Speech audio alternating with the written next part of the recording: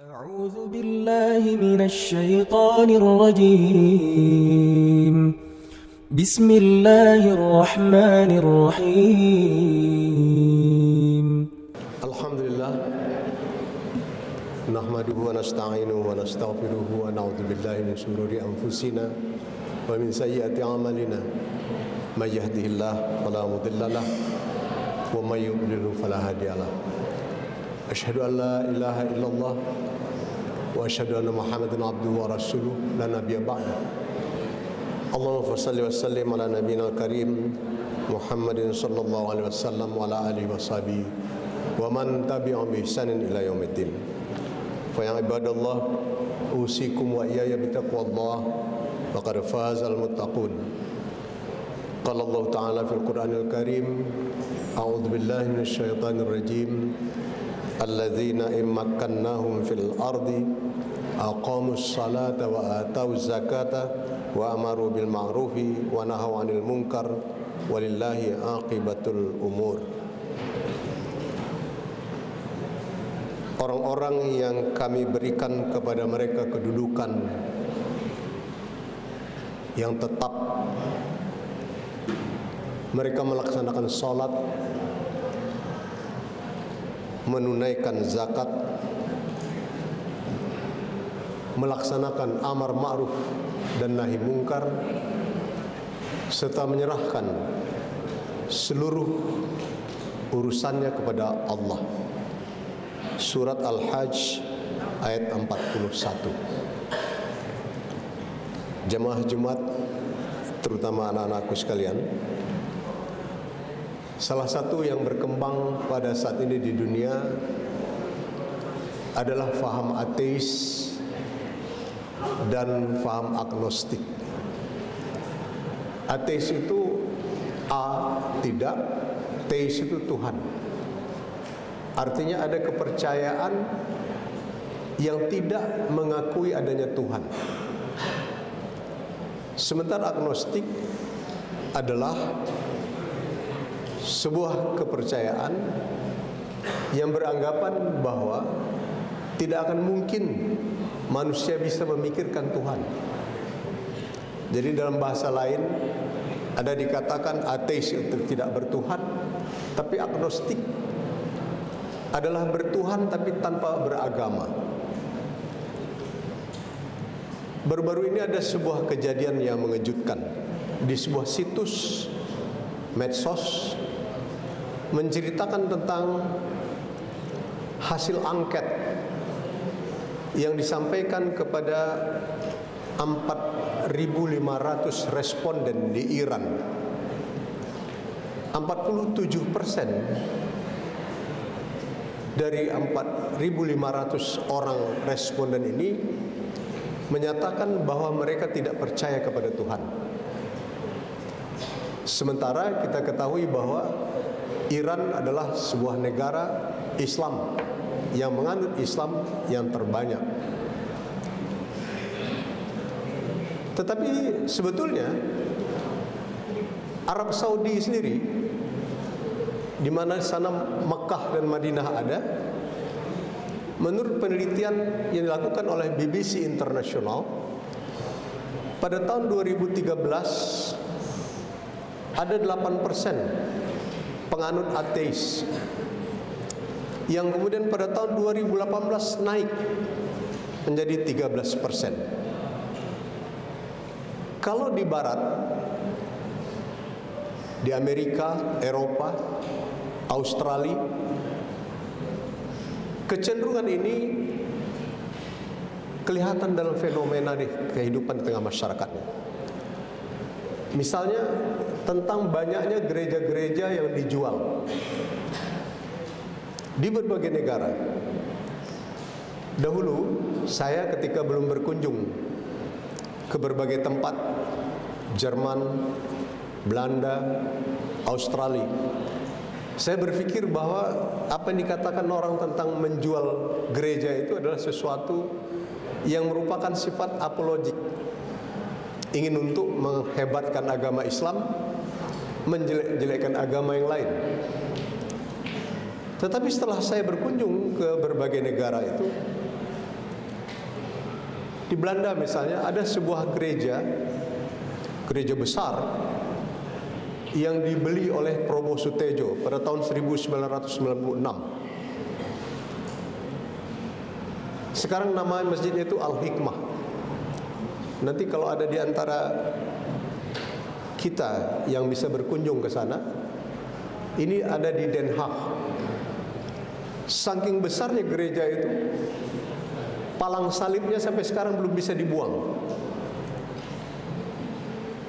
Dan ada salah satu memang aturan daripada kota itu bahwa tidak boleh menghilangkan ciri-ciri daripada sebuah ornamen yang sudah diakui keberadaannya.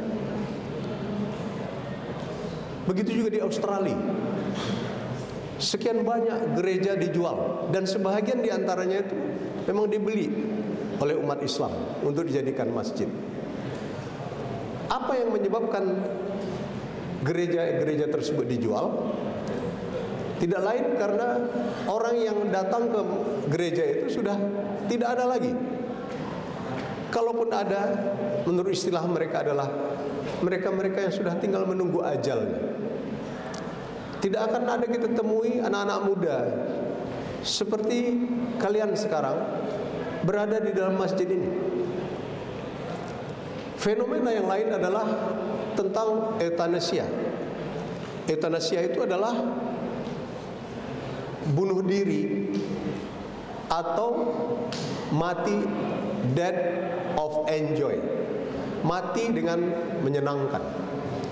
Jadi mati yang memang dilakukan oleh dokter atas permintaan pasien atau atas permintaan daripada keluarganya. Nah, makin banyak sekarang kasus di berbagai negara, terutama Belanda, Belgia, Luxembourg, di mana orang banyak ingin untuk mengakhiri hidupnya dengan enjoy, dengan menyenangkan. Karena mati katanya sakit, maka mereka ingin mati dengan nyaman. Kalau istilah di Indonesia ini disebut dengan suntik mati. Dalam penelitian yang dilakukan, apa yang menyebabkan terjadinya faham ateis dan agnostik ini?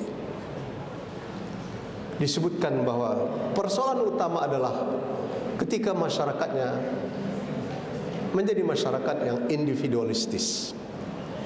Masyarakat individualistis ini cenderung untuk berpikir bahwa yang namanya kesenangan, ketenangan itu bisa didapat dari berbagai hal, terutama dengan mengembangkan pemahaman-pemahaman yang bersifat sangat-sangat subjektif tentang kebahagiaan. Apa sebetulnya definisi kebahagiaan menurut mereka?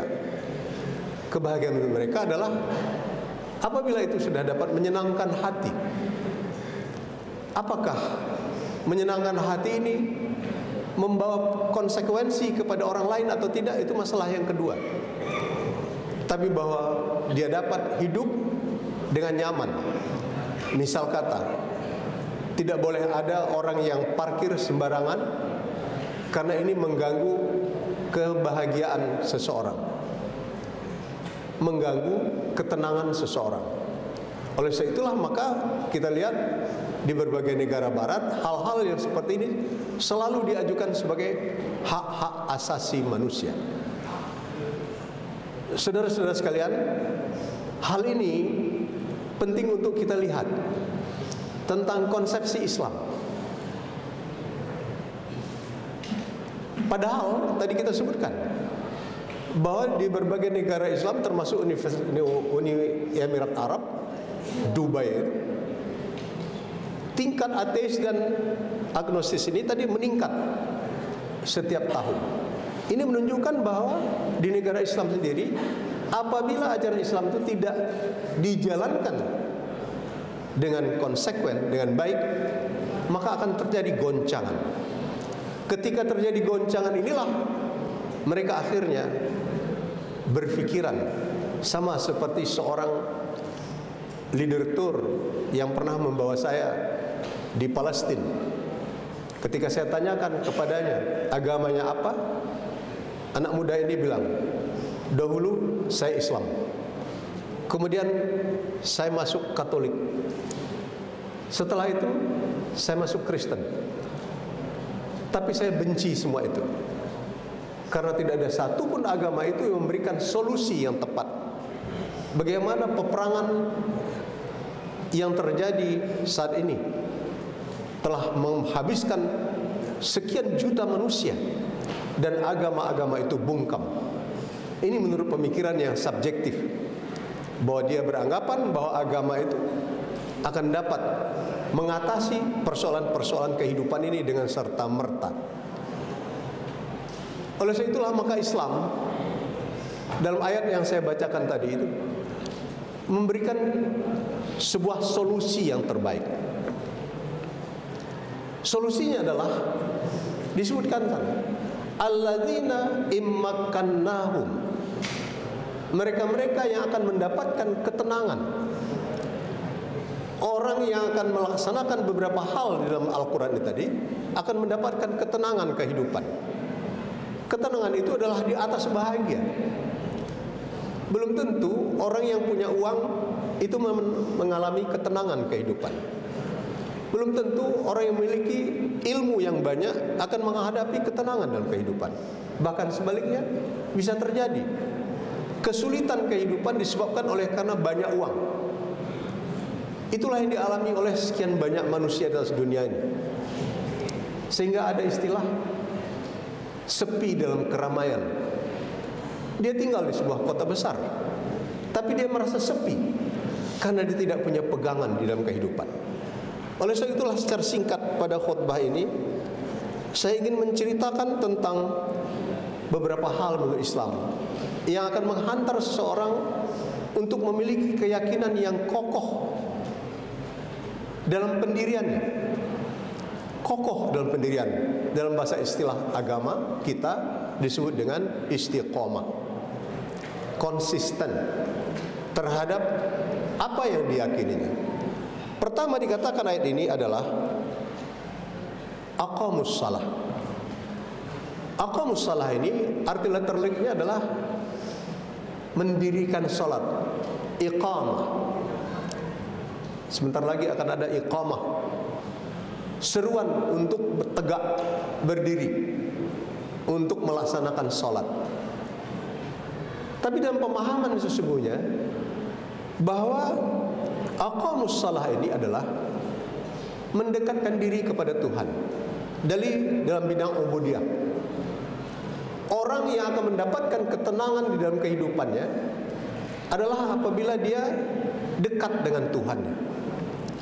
Ubudiyahnya bagus, tandanya dia sholat.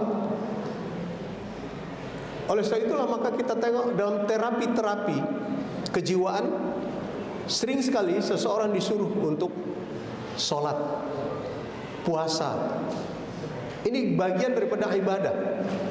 Artinya adalah ketika seseorang itu menghadapi masalah, maka dia harus mengadu kepada yang menguasai dirinya, yang menguasai jagat raya. Itulah Tuhan, Allah SWT. Yang kedua, wa atau zakah, menunaikan zakat, arti letterliknya. Tapi secara sesungguhnya atau zakah ini adalah kemampuan untuk berbagi dengan orang lain. Inilah salah satu kelebihan Islam dibandingkan dengan agama-agama yang lain, bahwa memperhatikan orang lain itu termasuk bagian daripada iman. La yu'minu ahadukum hatta yuhibba li akhihi kama yuhibbu li nafsihi. Tidak beriman namanya seorang kalau dia tidak mencintai saudara yang lain sebagaimana dia mencintai dirinya sendiri. Inilah bagian daripada prinsip nilai Islam yang dikembangkan. Apabila kita mau tahu terhadap orang lain, maka tidak akan ada sifat individualistis dalam diri kita. Tidak akan ada egoistis. Kita memperhatikan orang di sebelah kita. Kita memperhatikan orang-orang yang ada di sekitar kita. Ternyata ketika kita bisa makan 3 kali sehari dengan lauk pauk yang sempurna, ada di antara sekeliling kita itu mereka yang sama sekali tidak pernah makan nasi secara sempurna. Mereka ini harus diperhatikan. Maka hilanglah sifat egois dalam diri seseorang.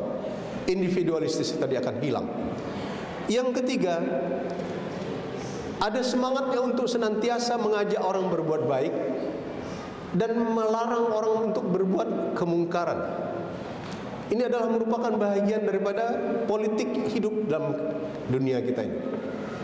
Kita hanya akan bisa hidup tentram, nyaman kalau semua kita ini melakukan sesuatu yang terbaik. Tapi persis seperti orang menanam padi atau menanam sayur-sayuran, terkadang tidak semua padi hidup dengan baik, karena di sela-selanya muncul rumput-rumput yang bisa berbahaya kepada tanaman itu sendiri.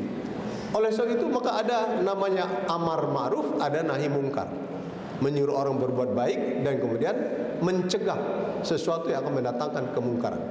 Dan yang terakhir, walillahi aqibatul umur, menyerahkan segala sesuatu itu pada Allah. Kalau 3 hal itu tadi sudah kita lakukan, maka ada satu kerja kita lagi. Jangan cepat menyerah. Cepat menyerah itu bukan bahagian daripada sifat pejuang Islam. Tidak boleh ada anak-anak orang Islam yang cepat menyerah. Lah, kalau saya tidak bisa lulus, ya sudahlah. Kalau saya tidak bisa masuk ke fakultas yang saya idolakan, ya biarlah.